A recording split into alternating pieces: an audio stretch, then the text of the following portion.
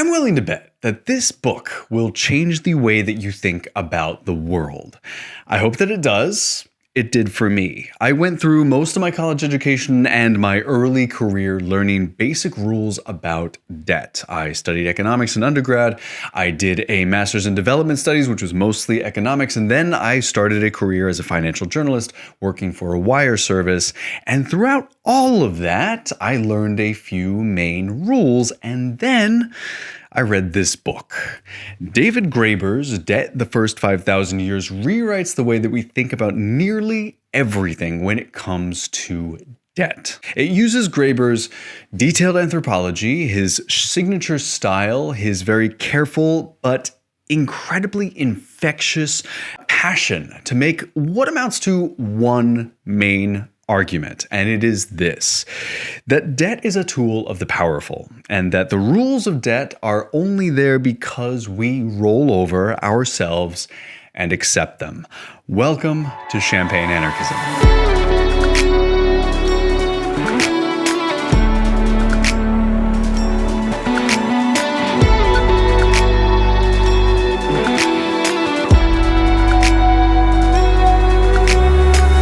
Welcome back to our new book. We are starting a new book, and that means this is the intro lecture. This is, of course, Debt, the First 5,000 Years, the incredible David Graeber book. It's probably our most intense work of economics that we've done yet. It's not our most intense book because we did cover Murray Bookchin's The Ecology of Freedom, and that will be the most difficult thing I've had to put together in quite a while. But Graeber is a really fascinating book to pick up at the moment because of the world that we live in right now. I want to make the argument that this book is more relevant now than ever since its publication back in 2014, and that as you start to understand the things and the arguments that Graeber is putting forward, you will start to understand the ways that power works in our society and also the ways that we can resist them. My name is Justin, and I am here to take you through this journey piece by piece. We're breaking this down by 2-chapter segments. So every 2 chapters, I will come here with a video to kind of talk through what we've learned in those 2 chapters. And if you are so inclined, you can read along with those videos. At the end, for subscribers on the Patreon channel, you can get everything you need to know about Debt, the First 5,000 Years, which will, if you've read through the entire series, crystallize those thoughts. And if you haven't read through it, it will give you everything you need to know about David Graeber's Debt, the First 5,000 Years. Thank you so much for being here. If you are already a subscriber on the Patreon, thank you so much. It helps me make this whole main feed book stuff free. If you are interested, you can go to that Patreon feed, patreon.com/champagneanarchism. You can check out the 100 Great Anarchist Thinkers series. You can check out the movies and culture series that I run over there. It is really awesome. So do check that out if you get a chance. We're going to dig right into this book, however, and I'm breaking this down into 4 sections roughly. First, we're going to talk about Graeber's biography. Where does he come from, and how does it sort of feed into the rest of his life? Second, we're going to talk about his economics, and I'm going to put down 4 major arguments for the kind of cracks at the heart of the fundamentals of economics as it's taught mostly in the mainstream, and how that relates to Graeber and the first 5,000 years. We are going to talk quite broadly about economics. There are going to be many other things that you can discuss when it comes to economics. We're not going to talk about, for example, the obsession with endless growth, which is another thing that you can talk about. We're not going to talk about the obsession with sort of mathematicizing every element of economics, which is another critique that you could, and many people do, make. We're going to kind of focus our ideas down on something that we can access through Graeber's anthropology. So things like the idea of the rational economic individual, that sort of thing. That's going to be the second section. It's the longest section by far. The third section, we're going to talk very quickly about Graeber's anarchism. So Graeber is an anarchist anthropologist. What does that really mean? What's his vision of anthropology, and why is it tied up so much in Occupy Wall Street? We're going to talk all about that. And then at the end, we're going to talk about some criticisms of this book that you could levy and that have been levied by some major economic thinkers. So we're going to get into that at the end. And if you want a little bit more of this and some extra reading material on the Patreon for free, accessible to everybody, is going to be a quick PDF document with basically this script. So if you don't like hearing my voice and you would just rather kind of read through those pages, go over there, and it's going to have a bunch of extra resources that you can check out as well in your own time if you are so inclined. Let's, however, jump right into this incredible book.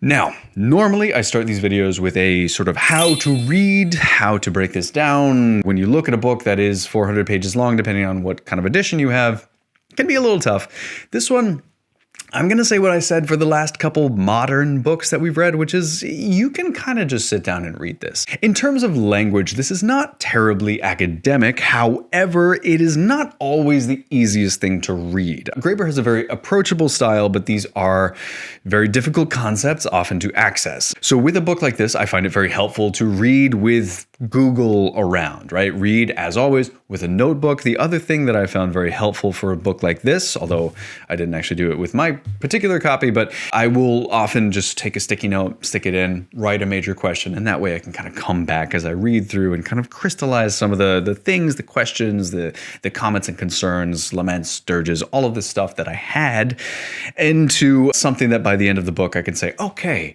he addressed this, this, and this, but I'm still wondering about this, that sort of thing. That can be very, very helpful with a book like this. So, as always, read it with a notebook, put down some questions as you go, and if you come across a question that you really can't kind of wrestle with or something that you really disagree with, drop it in the comments. Send me a message directly. People do that all the time, and I love to see it. So, you know, I'm sort of here for that.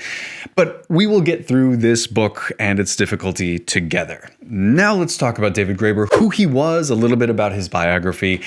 David Graeber was born in 1961 in New York City. You might have heard of it before. I used to live there myself. He was born to incredibly politically active parents. His father, Kenneth, actually joined the International Brigades during the Spanish Civil War, and his mother, Ruth, was a Polish garment worker and homemaker who had, in fact, been the female lead in the 1930s Labor State musical Pins and Needles. So an illustrious background for sure. And by the way, I've got all the references and sources for this on that document on the Patreon. If you're curious and reading around, this is all straight from Graeber's own biography that he's put on his website. So, you know, that's up there. Anyway, back to the story. Graeber went to SUNY Purchase. He got his BA in anthropology in 1984. He went to UChicago for his PhD. And quite crucially, and you'll see this pop up here and there in this book, and especially in some of the rest of his work, he actually writes in a really fantastic book called Pirate Enlightenment, which draws on a lot of this early work, but he does his field work in Madagascar. In Madagascar, he focuses on things like magic and slavery and politics. It's really, really fascinating. So some of his early anthropological work in Madagascar really informs what is going to come later on.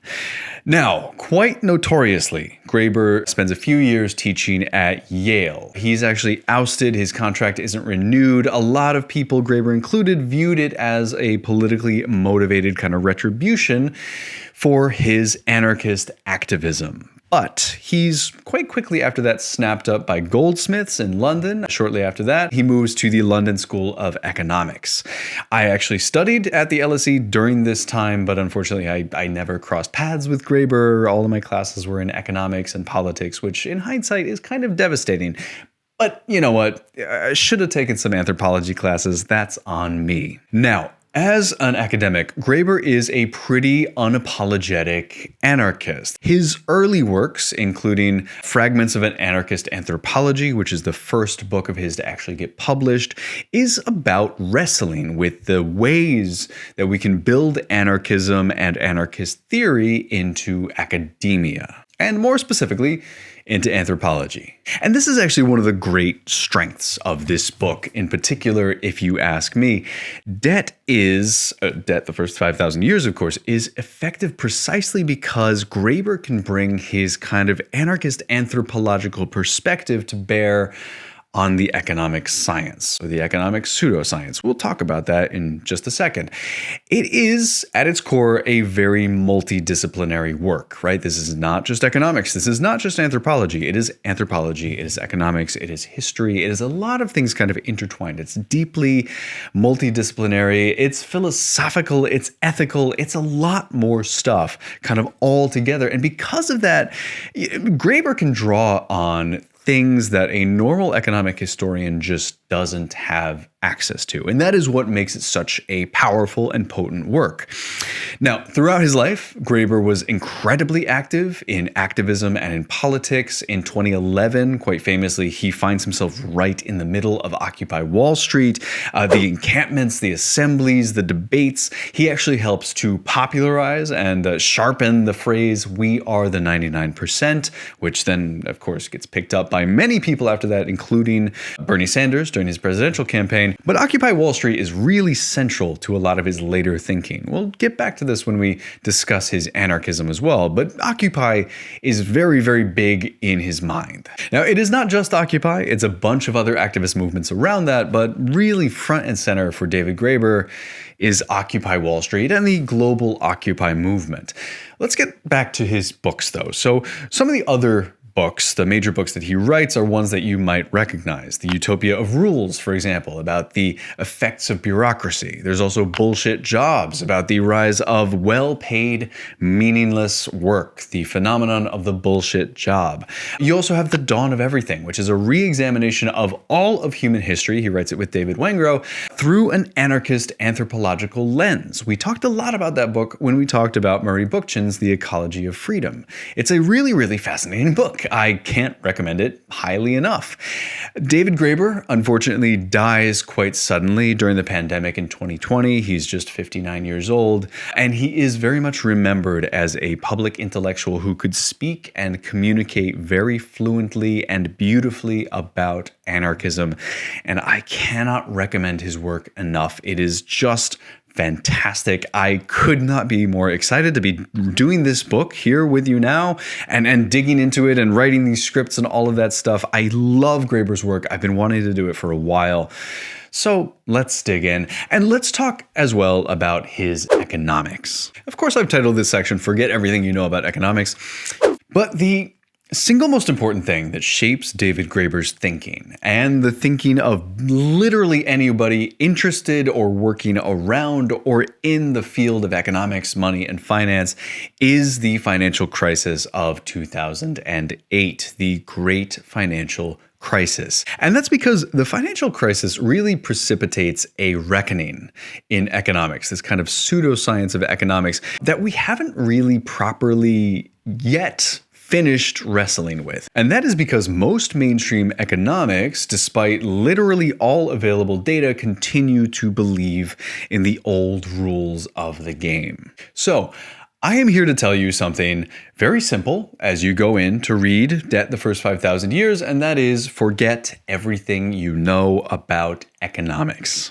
And I don't know what that is. Maybe you've taken some classes in economics. I took some classes starting way back in high school about economics. Maybe you've read some books by some famous economists. There are a number of them on that shelf behind me.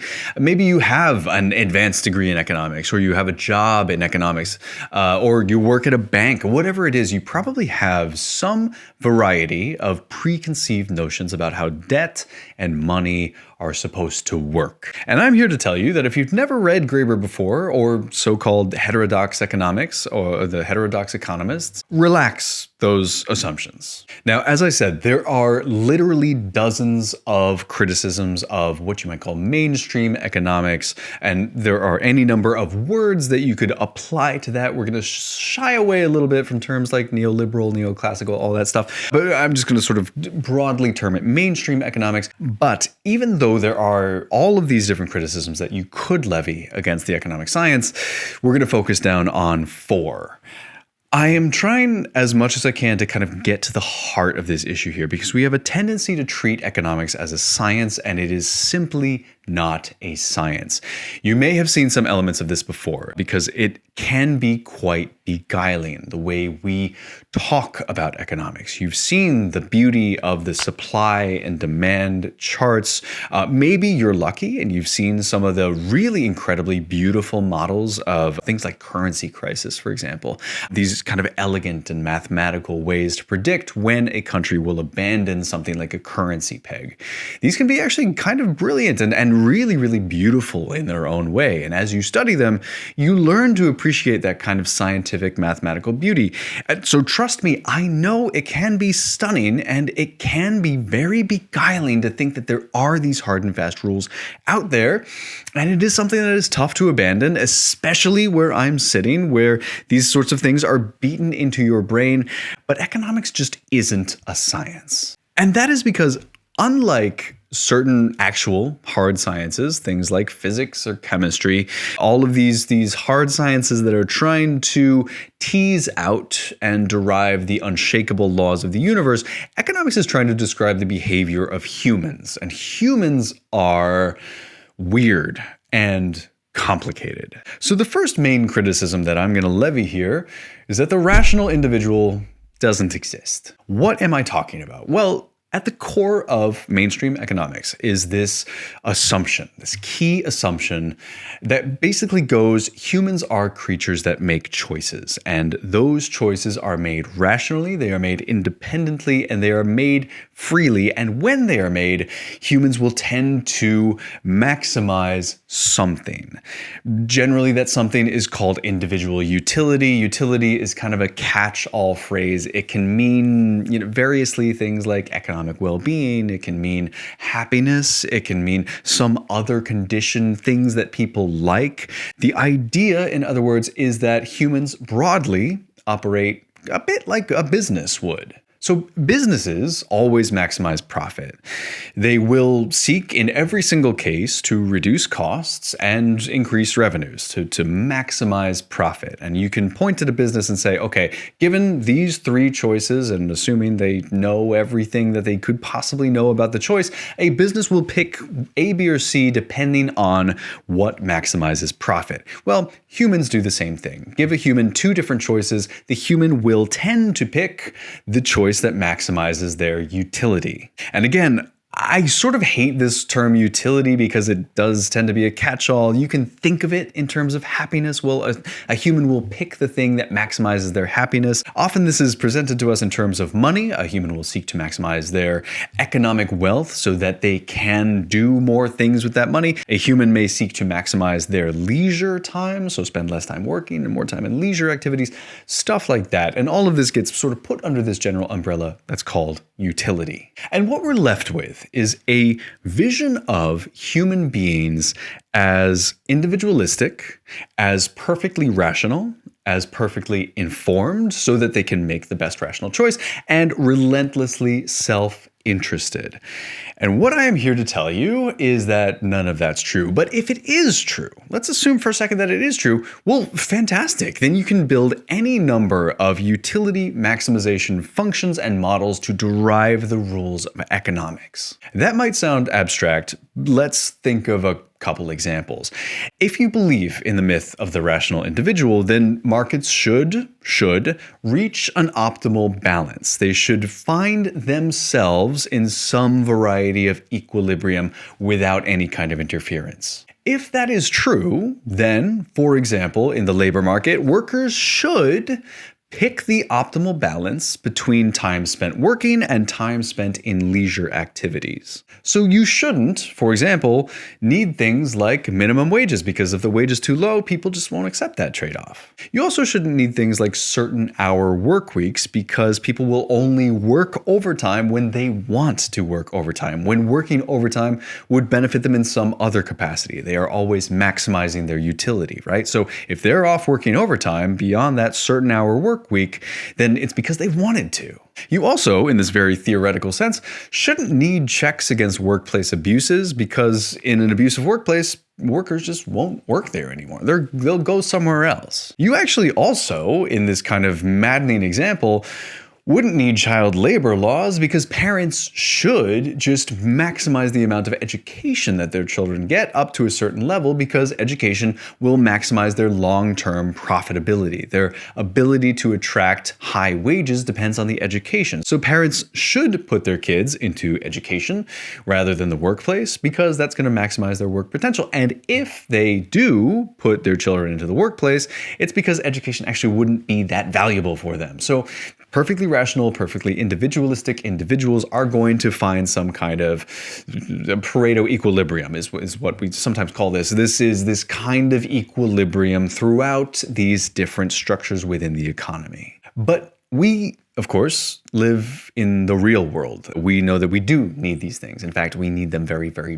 badly. We know about things like inequality and distribution issues. We know that power hierarchies and forcing people to do jobs just because they don't want to watch their loved ones suffer really exists. We have seen the supposedly perfectly balanced financial markets deliver crash after crash after crash. And we've also seen the market mechanisms that are supposed to protect the environment fail repeatedly, one after another. We've seen welfare work requirements impose impossible burdens on people who are just struggling to survive. In other words, we know what this looks like in practice. And here is the other thing, and this is where Graeber comes in. When we think about the myth of the rational individual, it should be abundantly clear from the very beginning that this person does not exist. You could look at the work of somebody like Herbert Simon, who talks about bounded rationality. So people tend to make decisions that are, okay for them, but they don't have perfect information. They're not going to ever actually perfectly optimize anything. They'll just kind of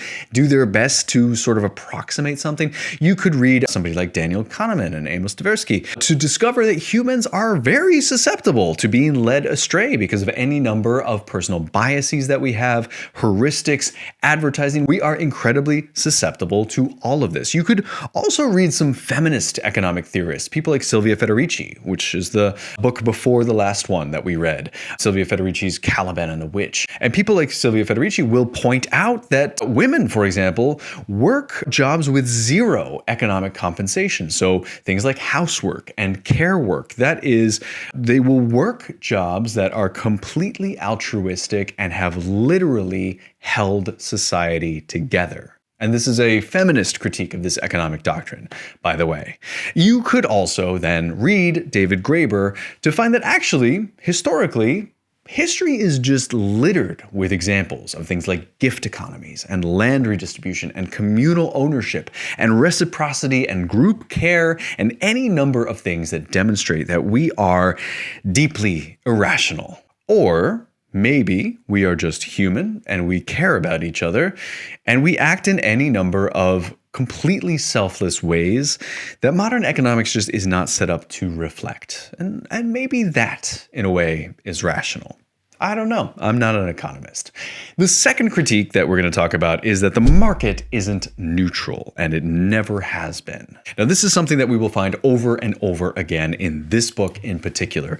Mainstream economics treats markets and money as things that are kind of neutral and natural, that have evolved over time to serve humanity, that facilitate trade and distribute resources more easily. That's the role of a market. These things are just tools. And that may actually sound pretty reasonable, right? If we picture a medieval village with a little market, see this in your mind right now, by the way. Can you kind of picture it? Can you imagine it? It's got all sorts of little stalls. It's got vendors, and they've brought their artisanal goods, and they're setting up shop, and they're trying to attract buyers. And over time, sellers and buyers have come to the same location because it's convenient. All of this is kind of unfolded in a natural process. From there, add some time, add some technology, and you've got Amazon. That's a very typical story, but Graeber is here to tell us that none of that is natural. Markets are not discovered, they are designed. And more than that, they are maintained and shaped and protected by power. Every single market of this type requires some form of laws, contracts, and enforcement that are all handed down by the powerful. These supposedly free markets, including that little one that we've just pictured in that medieval village, were created by powerful people. People who shaped the style and existence of the market through everything from enclosure, which we talked about when we talked about Federici, to colonization, which we talked about when we talked about Galeano. So the people there in the market who are doing the selling and the buying are there because of forces beyond their control. The ways that they are purchasing, the ways that they are accounting for things, the things themselves that they are selling, the sorts of objects and what quantities are dictated by these forces of history and the elites at the time. And we can't ever Forget that. And this, by the way, is especially true in modern markets. Everything that we can buy and sell right now is determined by the rules that are given to us by powerful elites. Everything from intellectual property rights to consumer protection rules to minimum wages to enforcement over black markets. Everything kind of comes together to shape the way that our modern markets operate. There is no such thing as a neutral market that has just kind of evolved on its own. It just doesn't exist. And that matters quite a bit because you will come across, and I guarantee you've heard these arguments before, these arguments about distorting markets. So this comes up all the time. I see it happen everywhere when people are talking about things like minimum wages or rent controls. And some economist will come out, go on TV and say, well, these policies are distortionary and they will lead to this, and this ripple effect later on, right? They interrupt or interfere with the market. When in fact, these markets are shaped by policy and we write that policy. There is no pure market to disrupt. It does not exist. And it never has actually existed. And so in Graeber, you have this argument that comes through at absolutely every point, which is none of this is natural, right? We choose this, we allow this. And we should do with that knowledge what we will. Let's get into the third major criticism, which is debt, money, and finance also aren't neutral. So this is just an extra point. We've talked about markets and the ways that they operate. There is no such thing as a pure neutral market. But not only are markets not neutral, but the things that we have built into markets at the literal building block level of all of this are not neutral either. So mainstream economics frequently has a tendency to view things like money and credit and debt as kind of neutral tools, just things that grease the wheels, measures of accounting, measures of trade, sort of a veil that happens over the real economy. They're not. Now, Graeber himself will explain in this book that debt long predates markets and that our measurements and tools to express debt are not neutral tools that are used by market participants, but instead they are tools that are used by the powerful. And the status of debtor and creditor goes so far beyond describing just an economic relationship. It is in fact a moral relationship. It is at its core a relationship that rewrites the ways that one human relates to another human, and not in a good way.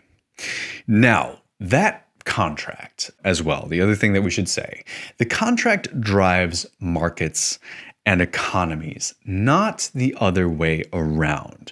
The example I often point to when I talk about things like this is I used to work as a financial writer in Latin America, and one of the things that consistently shocked me kind of over and over again is the level to which the demands of bond investors, bonds, by the way, are instruments of debt, bond investors will shape the domestic policies of nations. It is essentially a new type of colonization.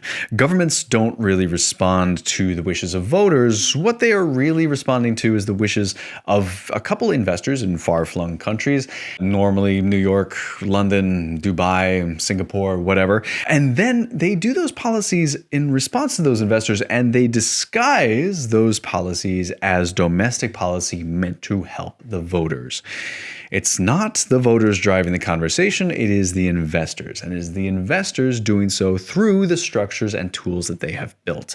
The tools of debt enforcing the will of the powerful elite. And this distinction really, really matters, because once you start seeing debt as more than just a neutral tool, but as a force of its own, a tool of the powerful, then you start seeing government policies as they actually are. We are talking austerity, we are talking structural adjustment policies, we are talking welfare cuts, we're talking deregulation, all of this stuff that's often treated as kind of neutral and technocratic. These are just things that we have to do to tighten our belt. That's as political as it gets. That's actually the most political thing that they could be doing. None of this is neutral. And that brings me to the fourth major criticism, which is that money isn't real and there are no rules. Now, that is a very, listen, we'll talk a lot about money and debt and currency as we go through this book. That is a very, very sweeping statement that I have just given. That is perhaps too far, but money isn't real and there are no rules. So let's get into it. One of my favorite sections in any David Graeber essay is when he's talking about this moment in British Prime Minister Theresa May's 2017 campaign. It's in his essay Against Economics, which is linked on that Patreon document, by the way. Here is the quote. It's a little bit long, but we're gonna go through it.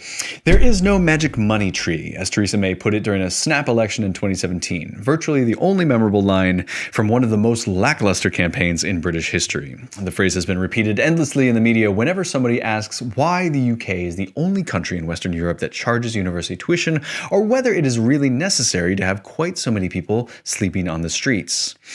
The truly extraordinary thing about May's phrase is that it isn't true. There are plenty of magic money trees in Britain, as there are in any developed economy. They are called banks. Since modern money is just credit, banks can and do create money literally out of nothing simply by making loans. Almost all of the money circulating in Britain at the moment is bank created in this way.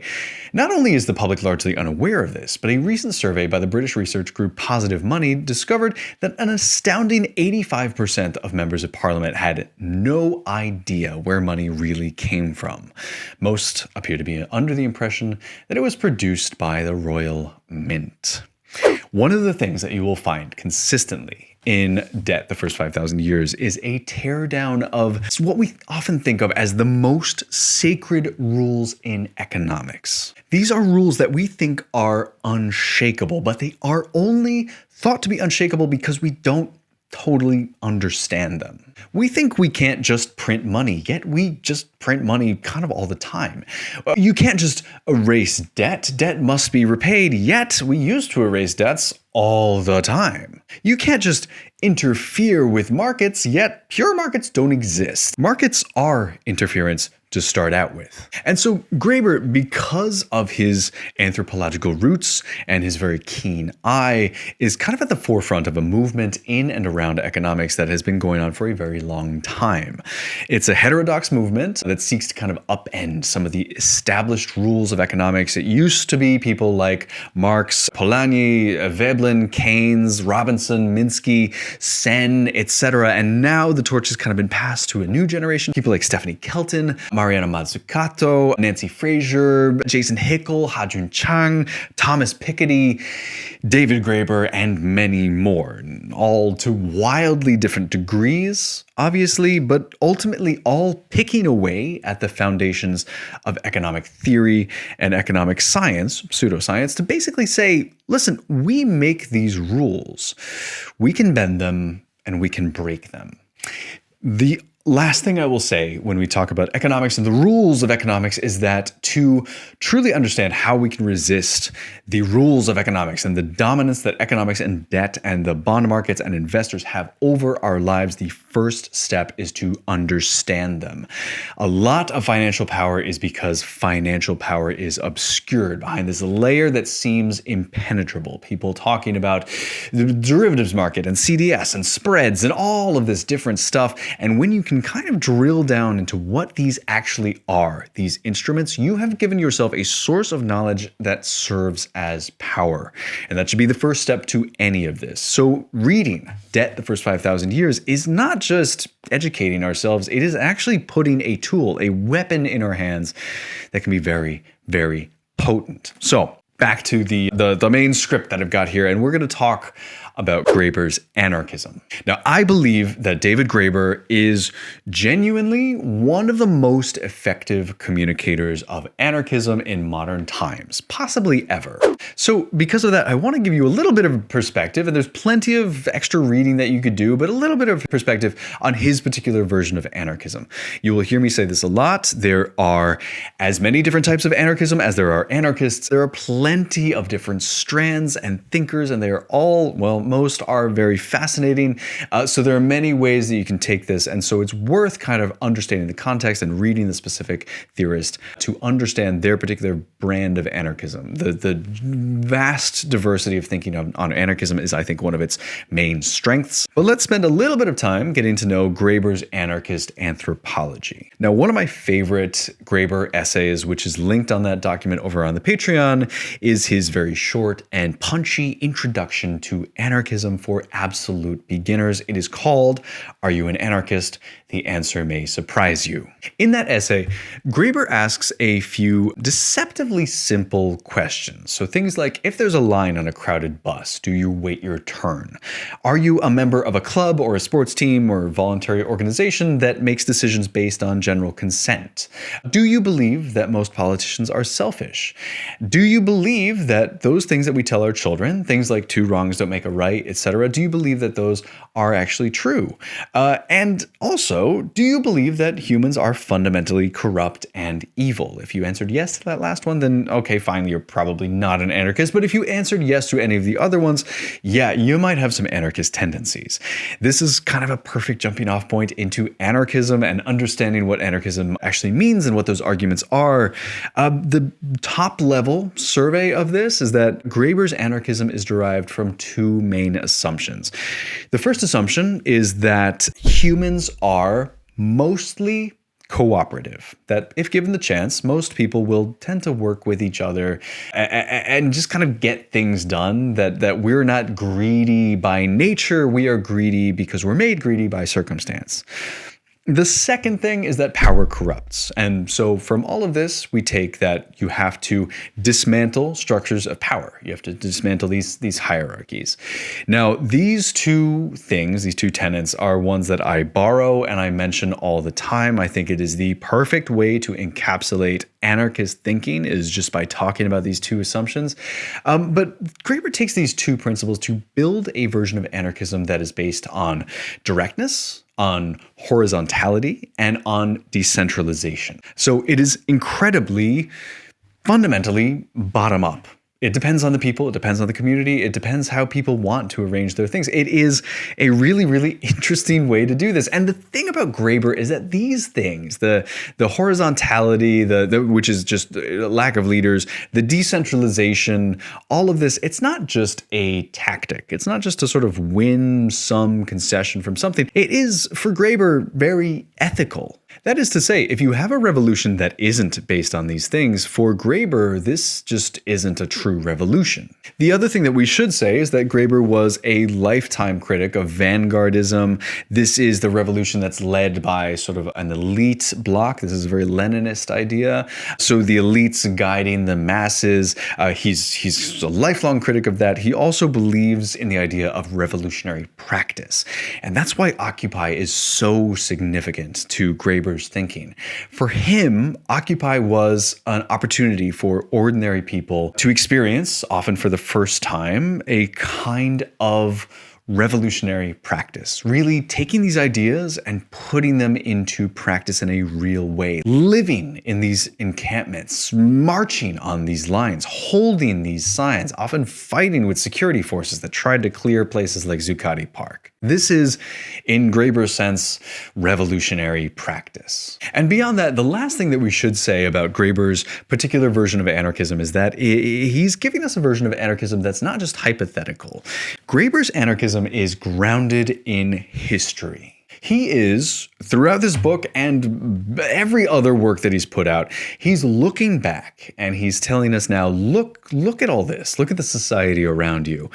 None of this is normal. None of this is natural. This is one version of society that we have constructed.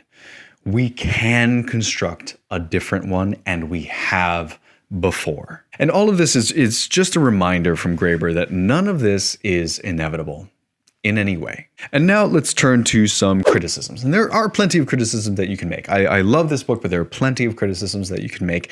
And when we talk about the most high-profile criticism of this book, we are talking about a guy called Brad DeLong. He's an economics professor at UC Berkeley. Brad DeLong is an interesting guy. He used to be sort of an economics professor who would post things on Twitter. Now he's a guy who posts things on Twitter who is also an economics professor. That's kind of how I think about DeLong's sort of career trajectory.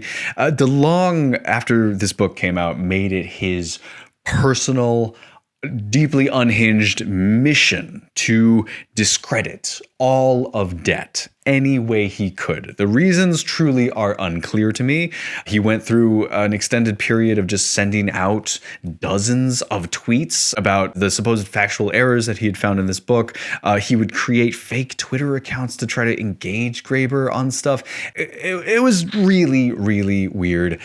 I'm not totally sure what his deal is. However, there are factual errors in Debt the First 5,000 Years. DeLong pointed out a few of them, among them the fact that Graeber had confused the founders of Apple with the founders of HP, their sort of origin stories. He had been told the story for HP and he reproduced it as the story of Apple. That was not true. He also said in the first version of this book that the president only nominates the chair of the Federal Reserve. In fact, every member or every governor of each associated part of the Federal Reserve, there are 12 of them, is either nominated by the president or approved by appointees of the president. So the president has a little bit more say over the Fed than Graeber presents in the first version of this book. And then there are a couple little things. So for example, Graeber referred to the rate at which the Fed lends banks money as the prime rate. The prime rate is something different. That's the discount rate, what he's talking about.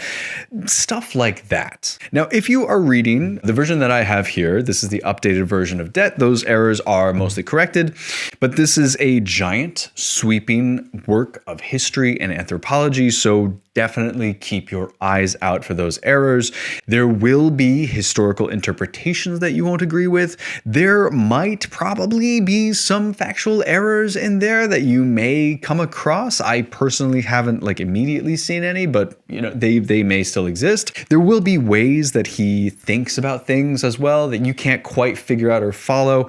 Note those down, drop them in the comments, all of that stuff. That is fine and normal. This happens with any kind of book like this. Write it down. Consider it. As I say, tell me about it, drop it in the comments, and for sure, send it to Brad DeLong, because he really, really cares. And by the way, for reference, I have also included DeLong's final post on the matter. It makes for very interesting reading if you've got some extra time. I genuinely, and if you disagree, let me know, I do not think that it changes really any of the major conclusions in this book at all. And I should note as well that in 2022, DeLong wrote his own book. It's called Slouching Towards Utopia. Got it here. I have read the entire thing. It has a handful of interesting ideas. It is an absolute mass of truly wild conclusions. He's kind of an old school, Clintonite economist. He still sort of lives with these ideas. If you know a bit about economic history, he's what we would call a neo-Keynesian. And so there's some interesting stuff in there. There's some interesting interpretations of economic history. And then there are bits where you're just like, this is truly crazy. His absolute lack of any kind of historical knowledge in this particular thing that he's trying to reproduce, the Iranian Revolution stuff, is actually crazy. Anyway. And then it's also riddled with some glaring factual errors. I was going through this earlier. I pulled it off the shelf. I opened it up and found a reference to Secretary of State Allen Dulles and a line that he said. Allen Dulles was never Secretary of State. That was his brother. It doesn't matter. Just know that Brad DeLong is guilty of the same things that he's trying to take Graeber down for. And with any work like this, you will make factual errors. It's understandable. Maybe DeLong confused a brother for another brother and had them switched in his head as Secretary of State. Fine, that happens. But then don't do what DeLong is doing. Anyway, that is all to say that I do not think Debt the First 5,000 Years is particularly riddled with the errors that DeLong is talking about. I don't think any of the errors that DeLong did point out in any way undermine the major conclusions of this book anyway. But listen, I am a big fan of Graeber. This book really reframed the way that I think about debt, so I'm predisposed to think that way. If you think differently, please do let me know. In a slightly more respectful manner than DeLong, please, just because I would appreciate that personally. Anyway, those are the major criticisms, and all that remains is to say welcome to Debt the First 5,000 Years. We are going to go through this and much more in this book. We're breaking it down piece by piece. For now, just keep this main idea in your mind as you go through this incredible book. Economics and economic thinking has very much colonized our minds. You see it everywhere. It happens in a way that is profound and is deeply pernicious. But those ideas are based on assumptions that we should not be making. And once you realize that, you can begin to resist it. We will see in this book an account of debt and money and currency that reshapes the way that we think about our financial institutions, our economies, and our world as a whole. And I think that this is so perfectly encapsulated by a joke that Graeber reproduces. It's from the great anthropologist and also Graeber's former advisor, Marshall Sahlins. I won't tell the entire joke. You can find it in the book, and it's on the PDF that is on the Patreon. But basically, it's a missionary who's come across a Samoan who's on the beach just chilling, and the missionary says, what are you doing with your life? You're just wasting it here, sitting on this beach. You could be taking these coconuts and selling them. You could be investing that in a coconut machine that increases the amount of coconuts that you can process. You can hire employees then to take on this business, and you could end up very, very rich and very powerful. And the Samoan just goes, well, why would I do that? Why would I do that? Why would I do that? And then at the end, the missionary goes, well, once you're rich and powerful, you have nothing else to worry about. You can just sit back and lie on the beach all day. And that's all just to say, let's think about things a little bit differently. And let's start with David Graeber's Debt, the First 5,000 Years. Welcome to this incredible book. Enjoy. Please like, subscribe, comment, all of that stuff, and check out the Patreon again. That's patreon.com/champagneanarchism. Thank you so much for watching through this intro. I'll be back next week with chapters 1 and 2. 2 chapters at a time this time. So 1 and 2 next week. I will see you then. Thank you.